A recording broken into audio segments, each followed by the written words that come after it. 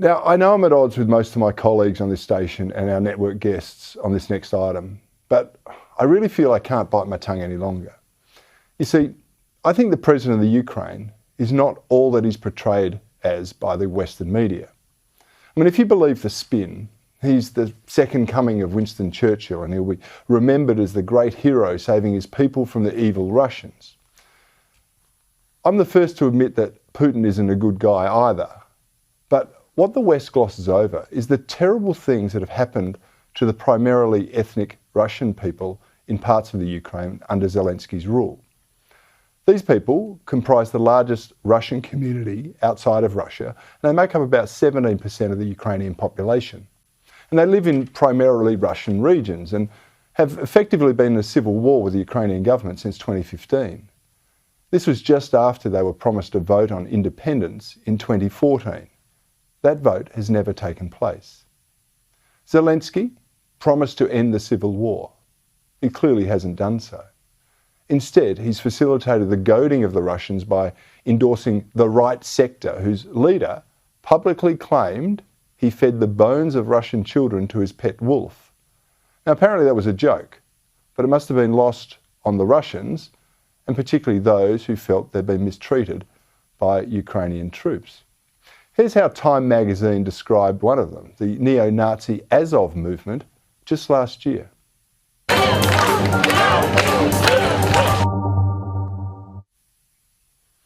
Commentator Glenn Greenwald sums it up nicely with this tweet. No rational person thinks Ukrainian neo-Nazi militias justify this war, but it's dangerous madness to scoff at the impact of arming them, as the West is doing. In the words of President Zelensky, they are what they are. Have you clear something up for us? And this is these reports about the Azov Battalion that is said to be Nazi-affiliated organization operating as a militia in your country, said to be committing their own atrocities. What should Americans know about that unit, about those reports? So Azov was one of those many battalions. They are what they are. I also want to point out that Zelensky sought to join NATO against another Ukrainian agreement that was set to maintain neutrality between Russia and Europe. And even as Russian troops were amassing along the border, the foolish US Vice President Kamala Harris publicly supported Zelensky's bid to join NATO.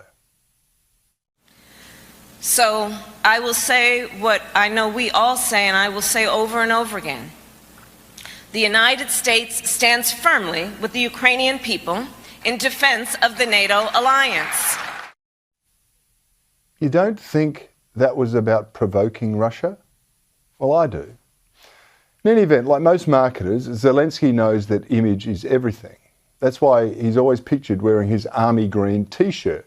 You see, it portrays him as a man of action and part of the front line. Well, that myth was debunked early in the campaign when his staged pick-ops in battle regalia were exposed as totally contrived. Since then, it's been the t-shirt of disrespect, which he's paraded in every single parliament around the world just about, begging for more money and arms, as one of the most corrupt countries in Europe. And he even wore it on his Vogue magazine photo shoot this week. It was as contrived as everything else as far as I'm concerned, and it was just like what we've seen being presented in this war.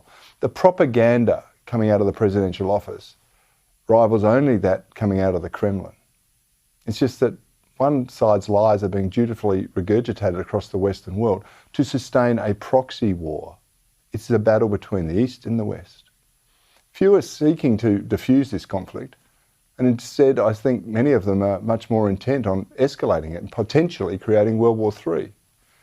To my mind, and I've said this right from the start, the simple answer to this conflict is to allow the Minsk Agreement, which allows the predominantly Russian areas to vote on their independence.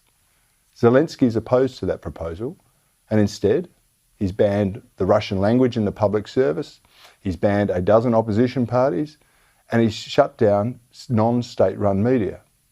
He's also busy entertaining attention-seeking politicians from all over the world, including our own Prime Minister, and Nancy Pelosi, of course, and his wife, well, she's busy visiting the White House while posing for Vogue. Something about all of this doesn't add up. There's an agenda at work in the Ukraine that is much greater than staving off the Russian invaders. We are wise to take everything we're told about this conflict with a huge dose of salt.